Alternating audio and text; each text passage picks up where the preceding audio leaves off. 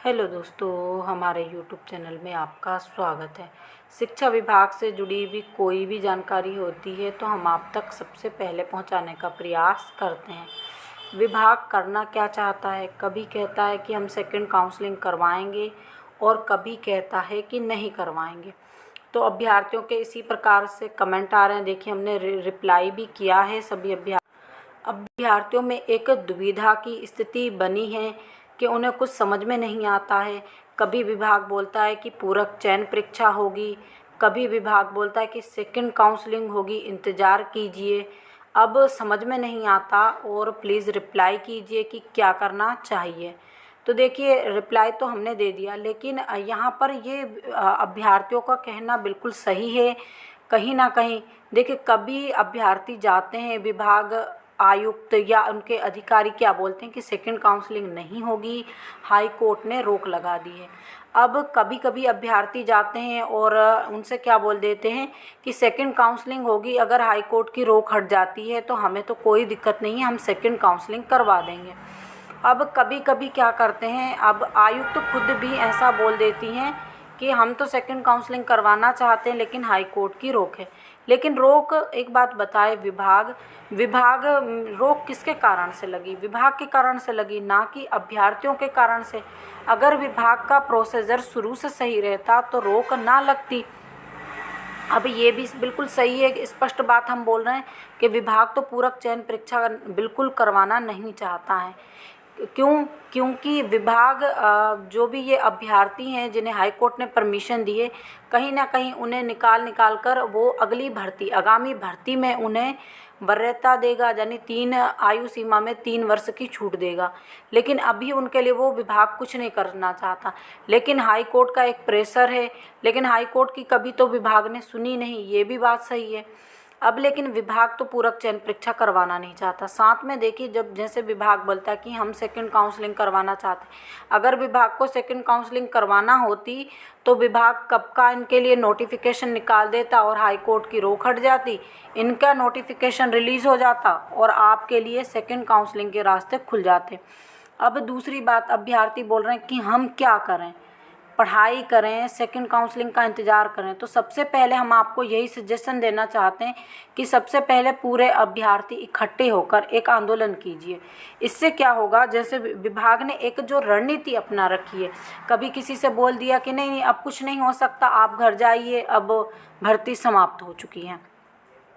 अब कभी कभी क्या बोल देता है कि नहीं, अभी हम इसमें प्रोसीजर करेंगे, आपकी सेकंड काउंसलिंग करवाएंगे। अब कभी अभ्यर्थी जाते हैं जो पूरक चयन परीक्षा वाले, उनसे बोल देते हैं पूरक चयन परीक्षा होगी। जैसे हम गए, कभी आप गए, अलग अलग अभ्यर्थियों को अलग अलग बयान देता है विभाग। अब यहाँ पर कोई एक मत या एक बात नहीं कर रहे हैं विभाग वाले। जैसे अगर स्ट्रिक होकर एक ही बात, एक ही नोटिस निकाल दे कि नहीं हमें पूरक चयन परीक्षा करवाना है, तो अभ्यर्थी क्या होंगे, इससे पढ़ाई में लग जाएंगे और कम से कम उनकी रैंक तो अच्छी आएगी। इससे क्या है, कभी कभी बोल देते हैं हम सेकंड काउंसलिंग करवाएंगे, तो इससे अभ्यर्थी भी आराम से बैठे हैं कि सेकंड काउंसलिंग होगी, और अचानक से नोटिफिकेशन आ गया तो फिर किसी की अच्छी रैंक नहीं आने वाली। जो लोग कोर्ट केस जीते हैं केवल उन्हीं की ही अच्छी रैंक आएगी, क्योंकि वो कहीं ना कहीं वो पढ़ाई में लगे हुए हैं। अब अगर मान लीजिए आप सभी अभ्यर्थियों को समझ में नहीं आ रहा है तो क्या करें? सबसे पहला काम आप क्या क्या कीजिए, सभी अभ्यर्थी इकट्ठे होइए। क्योंकि मान लीजिए देखो, कोर्ट केस तो चल रहा है, कोर्ट केस में देखिए 6 मंथ भी लग सकते हैं, 1 साल भी लग सकता है, कहो तो 6 साल भी लग सकते हैं। क्योंकि आपने पिछली 2018 की भर्ती के कई केस ऐसे देखे हैं जो अभी तक भी चल रहे हैं और जिस पर हाई कोर्ट ने निर्णय तो दे दिया है, लेकिन विभाग ने अपनी तरफ से उस पर कोई एक्शन नहीं लिया है। अब यहाँ पर एक बात ये बिल्कुल सही है कि विभाग अभी तक उन अभ्यर्थियों को ना नियुक्ति दे चुका है, ना उनके लिए कोई परीक्षा करवा चुका है, जिसके कारण आपके इस पर रोक लगी है। दूसरी बात, आपने ईडब्ल्यूएस केस को देखा होगा, अभी तक ईडब्ल्यूएस केस चल रहा है। तीसरा चौथा केस आप ये देख रहे हैं इस भर्ती में, जो ओबीसी आरक्षण का है। ओबीसी आरक्षण अचानक से इसमें लागू कर दिया गया 2018 की चलती भर्ती में, जबकि रिजल्ट में ऐसा कोई चीज़ मेंशन नहीं थी। तो यहाँ पर आप 4-5 केस विभाग की तरफ से देख चुके होंगे, जिस पर हाई कोर्ट ने अभी तक कोई फैसला नहीं दिया है और वो केस चल रहे हैं।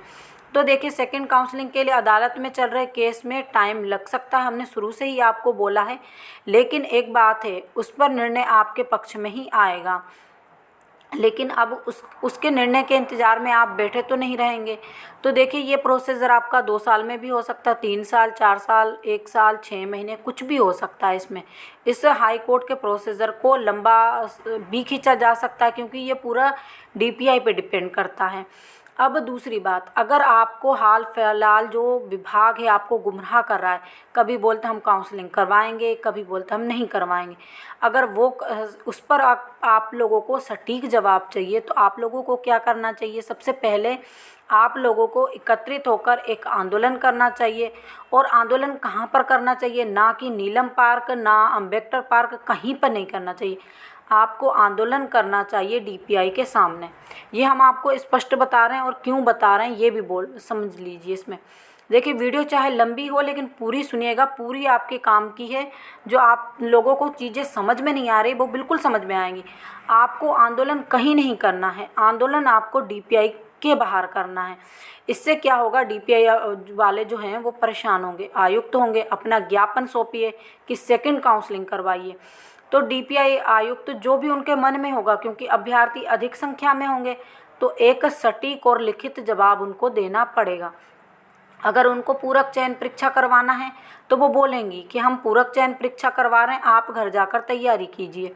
और दूसरी बात, उनसे लिखित में ले लीजिए कि क्या आप वेटिंग जो अभ्यर्थी हैं 2023 के, उनको साथ में लेकर परीक्षा करवाएंगे कि नहीं, क्योंकि ये भी जानना ज़रूरी है आप लोगों के लिए। देखिए, हमें जो बोला है सो बोला है, आप हमारी जानकारी पे विश्वास करते हैं, ये अच्छी बात है, लेकिन आप स्वयं जाइए। हम हमेशा बोलते हैं कि जो स्वयं जाने पे होता है वो दूसरे के जाने से कभी नहीं होता। आप एकत्रित होकर स्वयं जाइए, उनसे लिखित में लीजिए, क्योंकि यहाँ पर हाई कोर्ट ने स्पष्ट कहा है कि 2022 के वेटिंग कैंडिडेट को लेना है।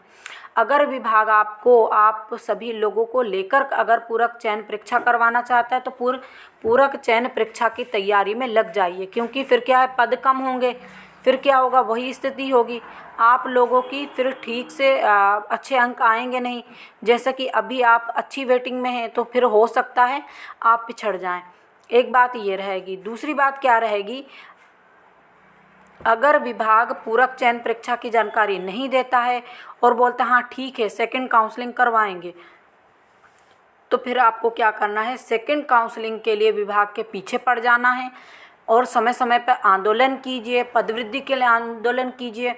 और जो विभिन्न प्रकार के हमारे नेतागण हैं, मुख्यमंत्री हैं, शिक्षा मंत्री हैं, जो भी हमारे अधिकारी हैं, उन सब के सामने प्रदर्शन कीजिए और यदा कदा बीजेपी कार्यालय के सामने प्रदर्शन कीजिए। हर जगह आप प्रदर्शन करेंगे तभी सेकंड काउंसलिंग होगी।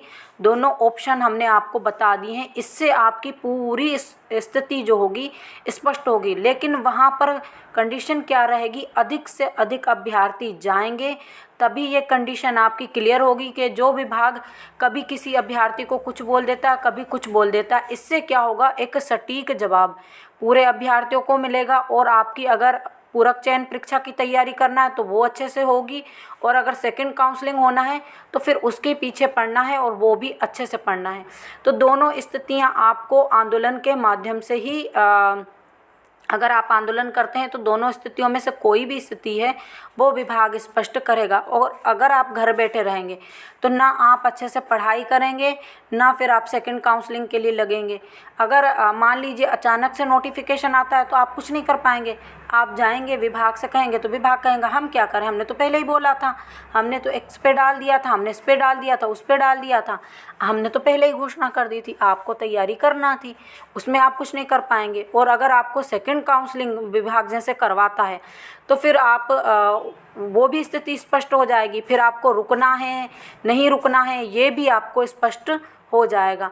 तो इसी प्रकार की जानकारी के लिए आप हमसे जुड़े रहिए। जो लोग हमारे चैनल पर पहली बार विजिट कर रहे हैं, प्लीज़ चैनल को भी सब्सक्राइब कर लीजिए, वीडियो को अधिक से अधिक लाइक कीजिए, शेयर कीजिए, ताकि सभी अभ्यर्थियों तक जानकारी पहुंच सके। Thank you.